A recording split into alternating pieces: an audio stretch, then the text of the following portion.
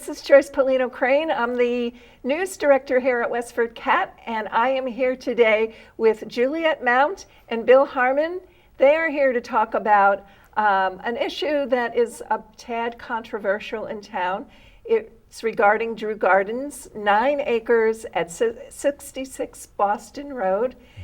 Each of those, the 9 acres is divided into portions of 3, and each of those 3 acres have agricultural preservation restrictions on them. And there is a citizen's petition to amend one of those APRs, that as they are called. And there's also a second citizen's petition seeking a liquor license should a restaurant get built there. And Juliet, Bill, welcome. Thank you. Thank you. So we are here to talk about why you do not want a farm-to-table restaurant built on the land. And that proposal is by Ebby Masaladon, who's being represented by attorney Paul Alphin. And Ebby is seeking to build, the restaurant is 15,000 square feet at this point. It's been downsized a couple of times. But his proposal is for 15,000 square feet. It would be a farm-to-table restaurant with parking and a septic system. And you are both opposed to this. So, Julia, take it away. Tell me why you're opposed. Oh, thanks, Joyce, for that introduction. Well, first I would have to say that, being a long-term resident of this town, we have a lot of pride in the history and the people. We both raised our kids here. Pardon my stumbling. Yes, indeed. That's okay. We both raised our kids here. We appreciate the balance that we strike here in Westford. It's a wonderful community, and part of that is the open space. And we get accolades from Fortune magazine and CNN Money and various other publications saying what a wonderful town we have, and that's so true. We have a great town. Part of that is because of the open space, and one of those elements of the open space is our green space, our greenway coming into the community, what we call a gateway. And this land is immediately available to people who drive up Boston Road. This restaurant is being proposed to be placed on that land, and between the restaurant and the asphalt to be placed there would swallow up what does currently exist as APR 3, which is a third of that land. I should have explained that the citizens' petitions are for the annual town meeting, which would be coming up on March 25th. Yes. And so the request is for voters to amend that APR so that the restaurant could be built on it. That's right. And you are saying the APRs were established at an annual town meeting, Bill, help me out here, in 1996. And they were, the town then went ahead and was authorized by that town meeting way back in 1996 to then purchase the 3 APRs from then owner Keith Boney.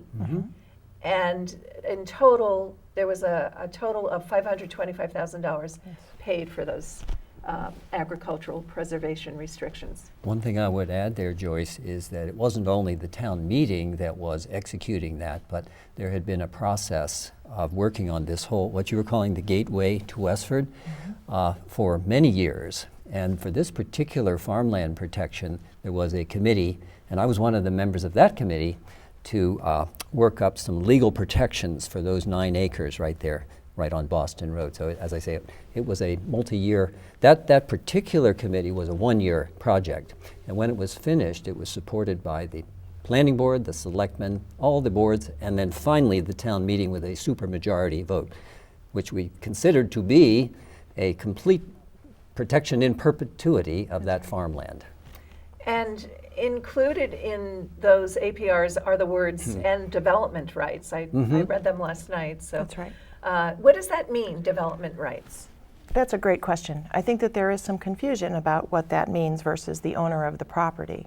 We as Westford residents paid the previous owner and inherited to any ongoing owner development rights, which mean that we've basically paid the owners of that property to not develop the land. the key is that this is a way to maintain that green space and compensate the owner so that they don't develop it, so that it was a fair exchange.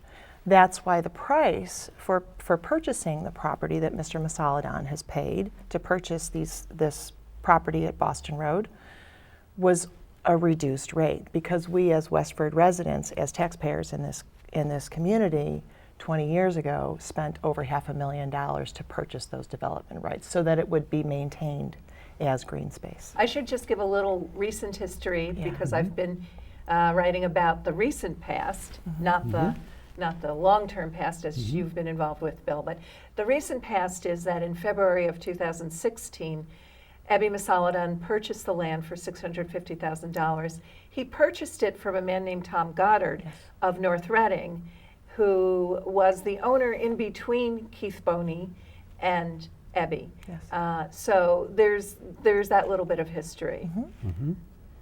You know, one thing I think we should add is before there was any restriction, the concern was houses, because this was 9 acres spread out along Boston, still is, but without any restriction, there would have been probably 9 houses there. And no one was thinking about a restaurant in those days, but we had so many housing subdivisions throughout town that there was quite a bit of balance, which you were describing earlier, Julie, about how the town of Westford has worked very hard to keep certain things that we really value while acknowledging the fact there's going to be some construction. And so we've done a lot of work to guide that and to control it. Right, and in support of that, going back to your question, when those development rights were paid, the intent was that those, and it's written into the APRs, any buyer of that land going forward inherits the same restrictions.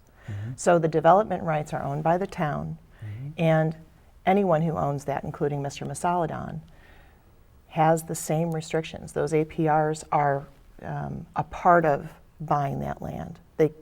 And now the approach is that since that land was bought with these restrictions, and it had some retained rights, including the retained right to maintain the farm stand on that property. So the farm stand was written into the APR documents as a retained right, which meant that anyone owning the property going forward could continue to run the farm stand. There are additional requirements and options available and restrictions. There are certain things that they can do with a permit.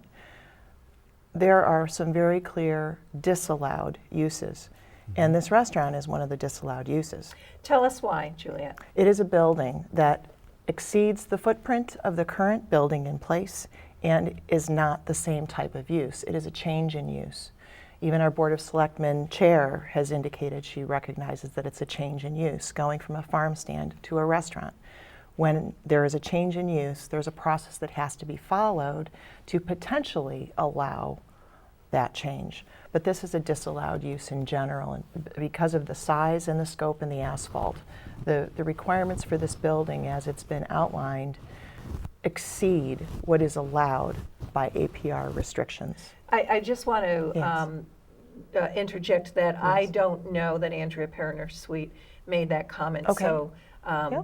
in deference to her, I would just say we don't know. Sure, no, I haven't heard that comment. that's fair, but it is a matter of record from both task force meetings and Board of Selectmen meetings that our community are welcome to go back and review. And I actually would request people take a look at the various task force meetings where we walk down through the APRs in great detail last summer. So those meetings in August of 2016, as well as Board of Selectmen meetings, will contain a lot of information. And our goal being here today is to try to help people to have that information in advance of town meeting. in One thing spring. we should add, though, at this point, that the answer has been fully decided now and documented by the Commissioner of Agriculture for the state of Massachusetts. Yes. Yes, I want to get on to The- that. Yeah. Well, I think, as you say, there were maybe some difference of opinion, but it's all settled now with this formal written letter from the Commissioner of Agriculture saying that that restaurant is not allowed. And because the reason is very simple, but I'm making the point that it is well documented now. The reason is simply, one of the major reasons is that a restaurant there would increase the market value, the real estate value, making it very difficult or really impossible for a farmer, as it changes hands in the future. The way it's really set up by the town of Westford is it remains as farmland. And so when one owner retires or gets older or something like that and puts it up for sale, it's available for agricultural prices for another farmer to come and continue. Right. And so that was the reason cited by the Commissioner of Agriculture in issuing that final determination that that restaurant is just not allowed there and it's prohibited. Yes. Would you be happy, I mean, would it be okay, so if Ebby just farmed that land, would that meet your goals, to your satisfaction? And if there was just a small farm stand on there? Oh, of course. A small business would be That's okay? very straightforward. That's exactly what the Yeah. restrictions say. Yes. Exactly. Is there a septic system on the land already? Yes. So it would have to be enlarged if there was, I assume, if there was a restaurant, a larger Oh, yes. restaurant it wouldn't be any Considerably comparison. larger, Yeah, and yes. the location proposed is underneath this gigantic parking lot that's proposed. Yes. Yeah, so of course that would ruin the soil, and the asphalt would Yes. too. Yes. And so you can see why people who would like to protect the farmland are very upset that somebody's trying to take away our restriction. Yes. Let's show that map. You brought a map, Bill, and on that map, go ahead. Well, this explain one it. is, I was working on this, studying this myself, uses green to indicate the residential zone and pink to indicate the commercial zone where restaurants are supposed to be located. And indeed, you see the circles there? I've located Panera and the many restaurants. There's about 10 of them right there. That's where they belong. But once you... This is the town on the north side of Route 110. Is that right? Am I right? Are my The directions 110 right? side of 495. So this is Route 495. 495. I would say And south, this is or maybe 110. southeast perhaps. Yeah. Yeah, well, that's the big commercial zone along Right. Route 110. And this is Boston Road heading into Yeah. town. Yes, okay. So And we you're all right, know it is this, but I think southeast. it illustrates it by using a faint green there to mean to show where the residential zone is. Yeah. There's this big And change. so this is a residential zone. And so APRs aside, this is a commercial building being proposed to be placed in the middle of a residential zone, which is also not appropriate. And another thing that struck me in looking at this map is all these slightly darker areas are preserved in some way as conservation woodland, or in the case of the 9 acres, conservation farmland.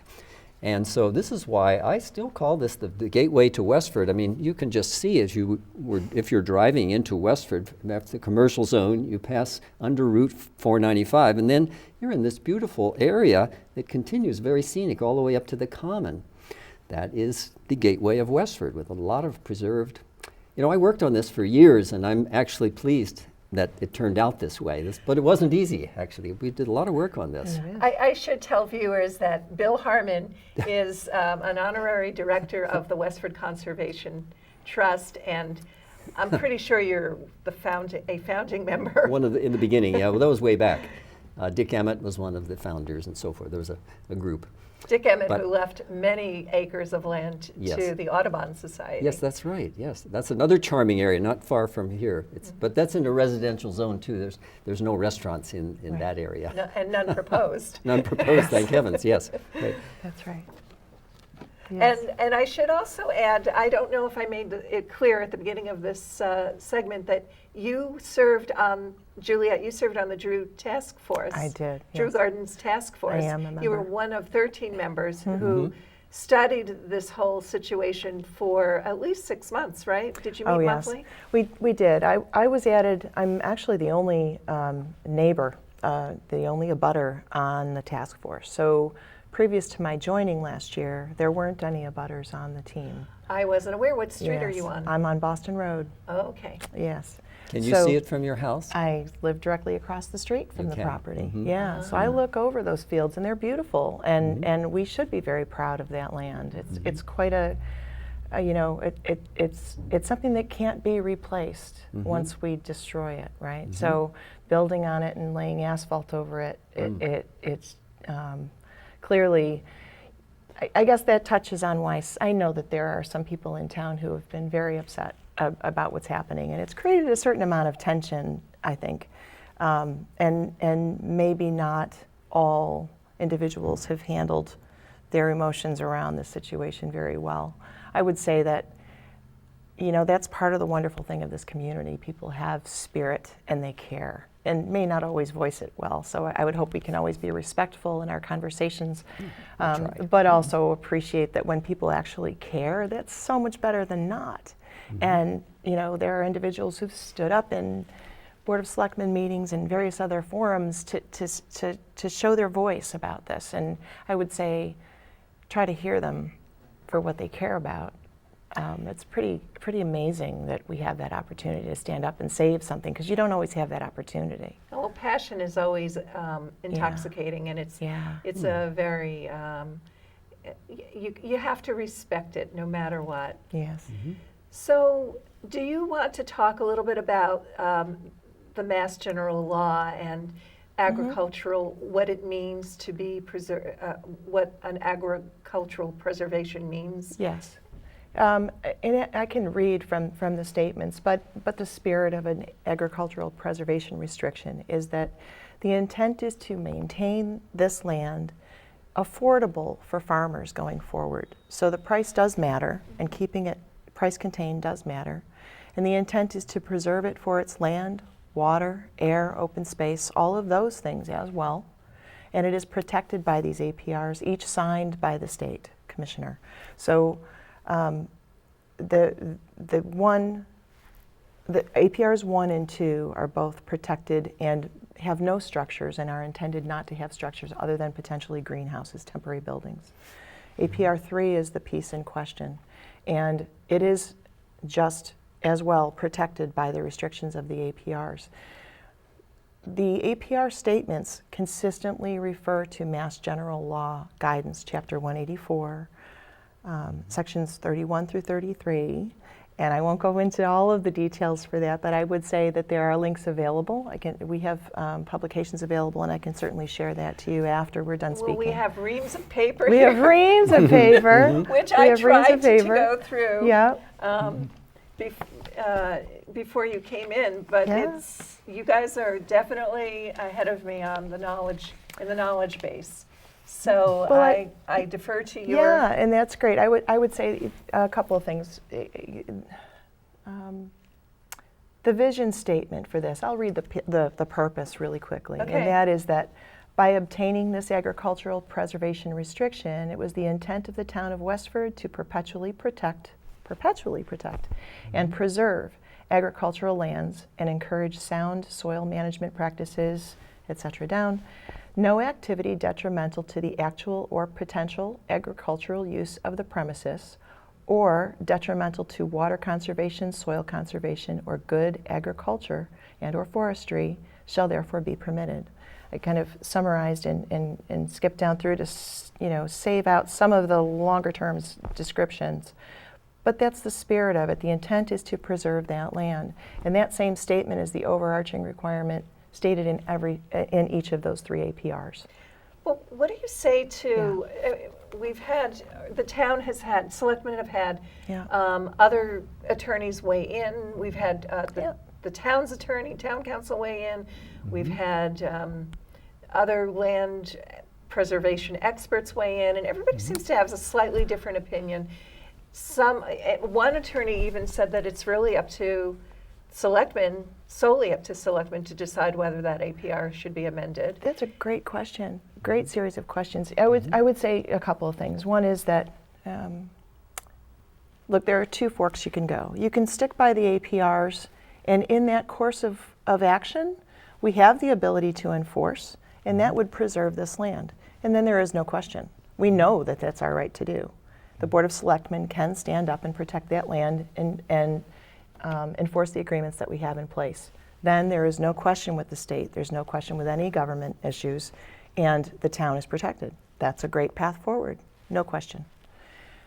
The alternative is, if we allow this to proceed, a couple of things could happen. Maybe we face lawsuits.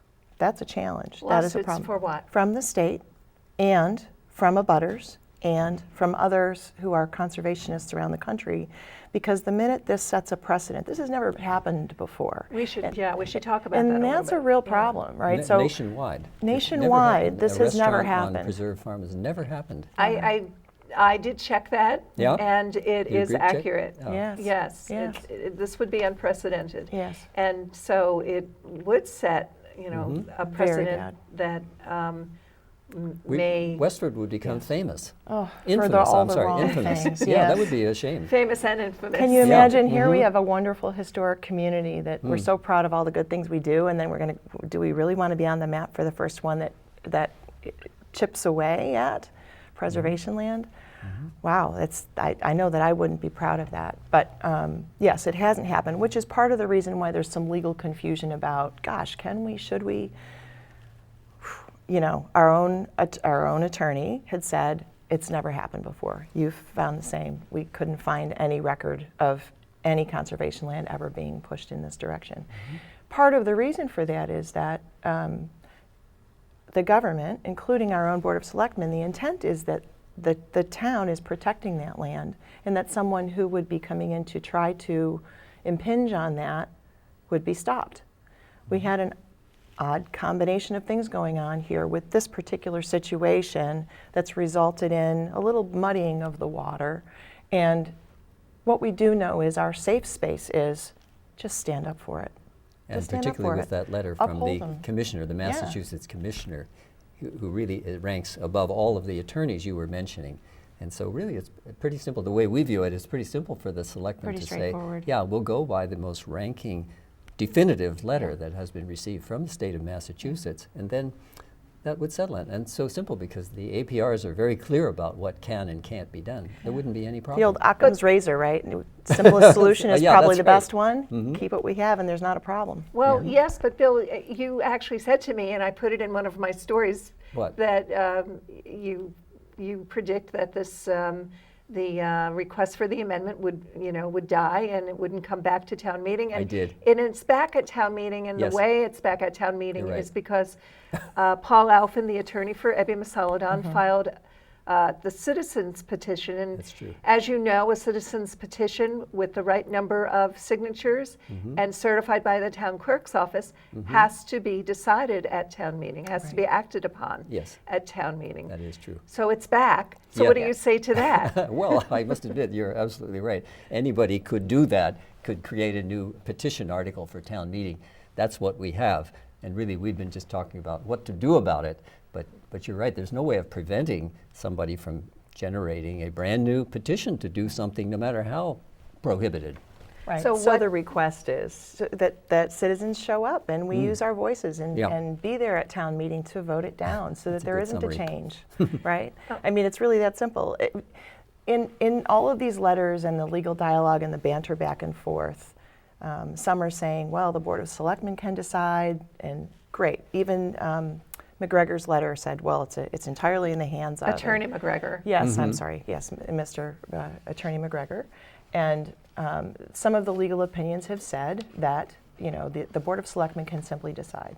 Those who are pro-restaurant, I guess is a way to put that, will say that the Board of Selectmen can wholly decide that. Okay, well, then that would make it easy. However, this article is before the town. And I think that what the Board of Selectmen are going to be looking for is, what does the town say? What do we want as residents? Do we want to support the green space and continue to support farmland and open spaces and do all those good things? What's your or not? sense? What's your sense? Do you mean think- predicting the town vote? Is Yes. that What what do you you? mean? Yeah. Yeah. What do Oh. you think will happen? I have no idea. I think what I've found is that the people that have been, that there's a lot of confusion. People don't have all the right information because this all happened so quickly, right? It came up and it went through, and people thought, gosh, a little restaurant, wouldn't that be a great idea? I think it's a great idea. So they just don't understand all the details behind it. So, and that's not, look, we're all busy. We're inundated with news and junk coming at us from all directions all the time, so who can keep up? What I would say is, there is a lot of good information. We're holding a session this Sunday. We may do another one, but Well, this will be. We're taping the show Sorry, on yeah, it's just Friday, preempting. February 24th, And you are Yes. holding a session on Sunday, Yes. February 26th. Yeah. Will there be others? I think we'll have one more before town meeting, so we can have an opportunity to, again, share more information so people can be informed voters. And then please do show up at Board of Selectmen meetings, do show up at town meeting. And then we're hoping that we can all work together to vote this down and save this land and maintain it as APR land going forward. And Bill, we were talking before the cameras started rolling about how much land has been preserved in Westford. And we don't have that number yet.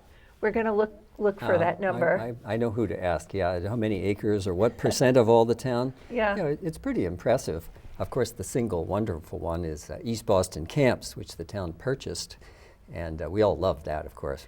And we don't want any restaurants on that land, Well, I'm or glad- any of the other restricted land. Right? I'm glad you brought up East Boston Camps, because that's what's going through my mind as we're speaking. Is I was covering the town. I don't want to say I was a part of the town, but I was covering the town in 2005 when town meeting, special town meeting, voted Yes. to preserve the 286 or 87 acres. I've never gotten quite the exact number. That's pretty close. Of pristine wooded land just off of Depot Street in Yes, Westford. It's beautiful. And I can understand when former selectmen Nancy Rosinski, Bob Jeffries, and Deanie Healy Coffin, and I hope I'm not forgetting anyone else, stand up before selectmen and say, wait, we preserved Yeah. this land at 66 Boston Road in 1996, and if I were to equate it to what what my feelings are for East Boston Camps, I think I can understand why there is emotion. Yeah. And Absolutely. Quite a group of us are very emotional at the fact that there's a risk of losing one of these priorities. It's a community priority. Yeah. And once you set a precedent for one, how can you then say, well, they did it over there, why can't we do it over here? It's a slippery And slope that's to get another on. worry. Yeah, there might Yeah, be absolutely. This others. is a very dangerous precipice, yeah? slippery slope. Yeah. Could Hard be. to say, but a perfect metaphor. Yeah. We only have about a minute left, and I want to give each of you a chance to wrap up by telling me what you want residents to know about this. Go ahead. Well, I would say this summary is that this town meeting is on what date? The 25th of March, is Yes. that right? On a March 25th Saturday? at Yeah. 10 a.m. And at of the course, Abbott it's School. always fun, you might say, to go to town meeting because it's the best show in town. There's all kinds of interesting things. Some people say it's boring, but depending on how you look at it, it's very, very interesting. I mean, if you're interested in the community. So I would say come to town meeting, and I think the reasons that Julie and I have given for backing up this preservation are very strong. So you'll probably agree with us and come on and help us And to vote no. keep it. Yeah, Yeah. of course. Oh, vote no. Right. Vote no, Keep, yes. keep this So preserved backing as us up as it means was before. Voting right. no on Articles 19 and 20, that is the bar that's attached to 19. So it's not just a restaurant. He's going for a restaurant and bar. We hope that you'll show up at town meeting and vote them both down. Thank you both. You're welcome, Joyce. For Westford Cat, this is Joyce Polino Crane. See you around town.